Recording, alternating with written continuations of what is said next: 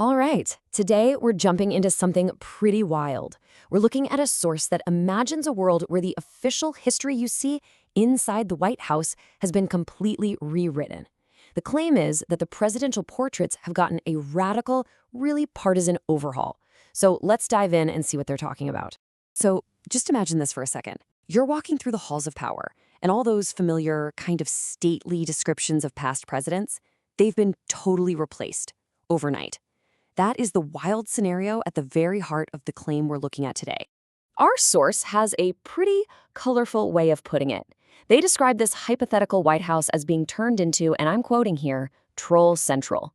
The idea is that the old school, historical placards have been swapped out for something way more personal and, well, way more political. Okay, so here's the core idea, the big claim. New, super opinionated descriptions are suddenly on display. But the source takes it a step further.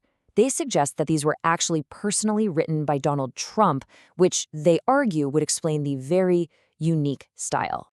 The commentators in our source use words like Trumpy and epic to describe these imagined placards. And to really get what they mean by that, you've got to see the actual text they're talking about. So let's get into the examples.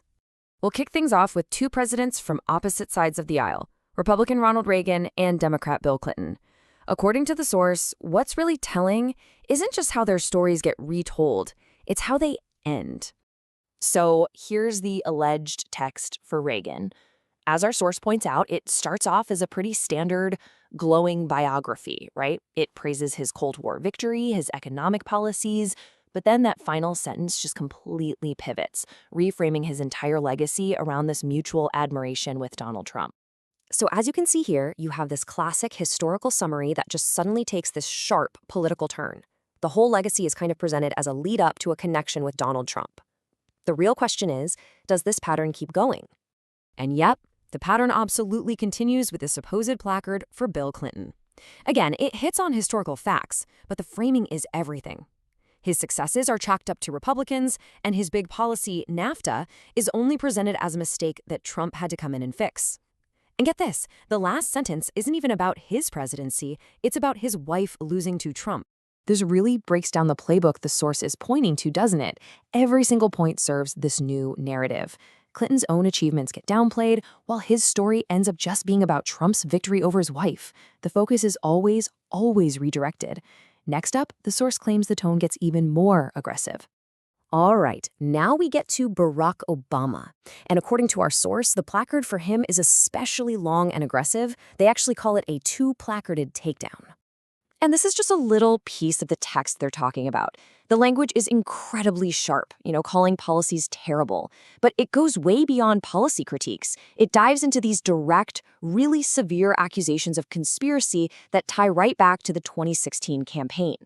So when you break it all down, this alleged placard isn't even trying to be a historical summary, is it? It's a full-on political attack. It reframes his whole presidency as just a series of failures and malicious acts, and all of it culminates in a conspiracy against his successor. I mean, by now, the pattern is crystal clear. And that brings us to the final one, the alleged placard for Joe Biden. Now, our source points out something really different here.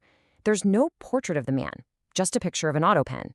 And the text, they claim, is by far the most extreme. Wow. Okay, the language here is something else. It's using campaign trail nicknames, claiming a corrupt election, and then it does something pretty amazing. It presents a future event, a debate loss and a campaign withdrawal, as if it's already a historical fact. So this hypothetical placard, it's not just a critique, right? It's a complete condemnation that rewrites both the past and the future. It's really the ultimate example of the source's claim, American history being totally reframed as a direct story leading to Donald Trump's triumph. Now, this table just lays it all out, plain and simple. It's the whole pattern in one spot. It doesn't matter if the president is viewed positively, like Reagan, or negatively, like all the others. The destination is exactly the same. According to the source, every single road in White House history now leads directly to Donald Trump. So this whole idea brings up a huge question, one that the commentators in our source get into directly. What would it actually mean to put something like this on the walls of the White House? What are the real-world consequences?